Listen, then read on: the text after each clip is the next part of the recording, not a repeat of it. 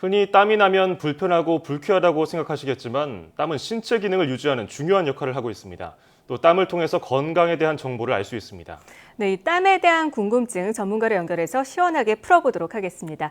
경희대학교 한방병원 폐장호흡내과 정희재 교수 연결돼 있습니다. 안녕하십니까? 네, 안녕하세요. 네, 다른 사람들에 비해서 유독 땀을 많이 흘리는 사람들이 꼭 있는데요.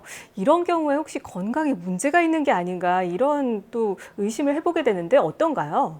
네, 일단 저희들이 땀이 많은 경우는 질환성에 대한 것들이 있습니다. 당뇨병이라든지 또는 밤에 나는 폐결핵 또는 전신에서 활동할 때 나는 갑상선 질환들을 빼놓고 나면 일단은 건강에는 이상이 없다고 보는 게 좋을 것 같습니다.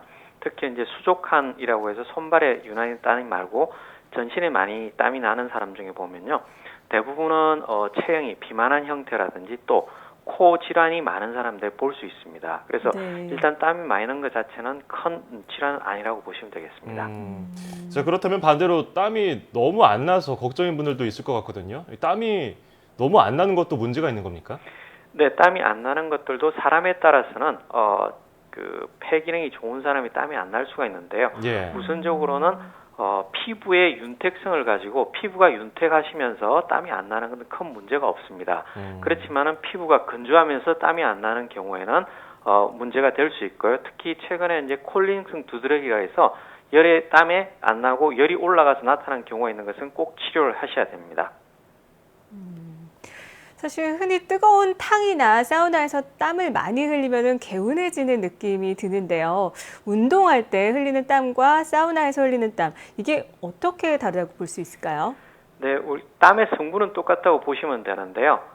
우리가 운동을 할 때는 호흡을 통해서 체온과 같이 올라가면서 운동을 통해서 나타나는 것과 단순하게 앉아서 체온만 올라가는 것에는 우리 몸 전체 순환을 따진다면 호흡을 통하게 되면 우리 장기도 움직이고 그 다음에 많은 노폐물도 호흡을 통해서 많이 나가지만 단순하게 사우나에 있을 때는 우리의 그 피만 심장에만 역할을 하기 때문에 건강을 위해서는 운동을 하면서 흘리는 땀이 훨씬 더 몸에 좋고요. 예. 그러나 사우나에서 하는 땀이라고 해서 나쁜 건 아닙니다. 그렇지만 지나치게 하는 것들은 피하는 게 좋을 것 같습니다.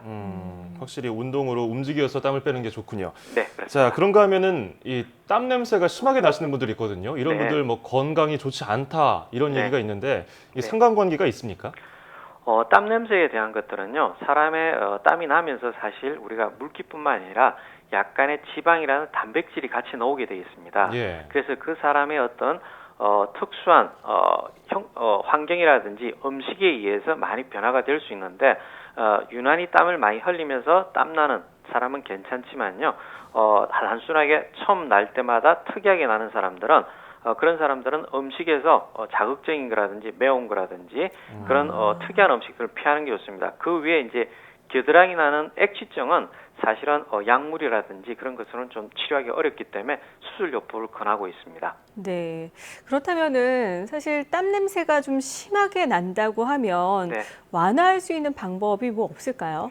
뭐 쉽게 이야기하면 첫 번째는 땀을 안 나게 하는 게 제일 좋은 방법이고요. 두 번째는 우리 말한 대로 제가 말씀드린 땀이란 것 자체는 그 안에 있는 단백 또 지방 성분이기 때문에 고지방 음식이라든지 고단백 그런 음식들을 좀 피하시고 과일이라든지 또한 우리가 채소 종류의 음식을 넣는 게 좋습니다. 그래서 예전에 보면 동의보감에도 복숭아를 100일 동안 먹으면 몸에 좋은 냄새가 날 정도로 일단 향기가 좋고 좋은 음식을 먹는 게 제일 좋고 그 다음에 지방, 단백질 피하는 게 일단 제일 좋은 것 같고요. 그리고 평상시 때 운동을 통해서 우리 말하면 호흡과 피부를 통해서 배출을 하고 나면 일반 생활에서는 땀 냄새를 좀 줄일 수가 있습니다.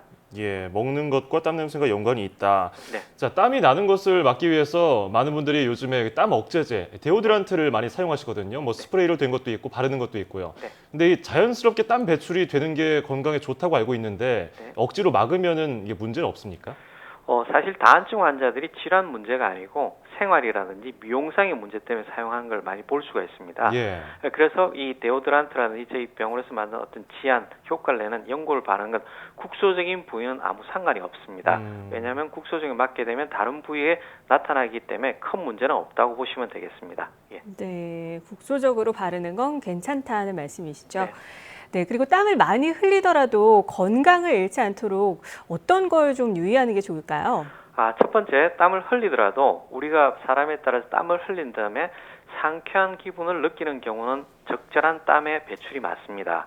그런데 땀을 흘리고 난 다음에 몸이 너무 피곤하다든지 어지럼증이 유발됐을 때는 이건 지나친 땀을 흘린 거기 때문에 피하는 게 좋겠죠. 그리고 특히 여름철에 땀이 많이 흘릴 때는 운동이라든지 운동 중이라든지 또는 운동이 끝난 다음에 충분히 수분을 섭취하는 게 제일 좋을 것 같고요. 그 다음에 땀과 관련된 우리 몸의 액체는 소변이 있습니다.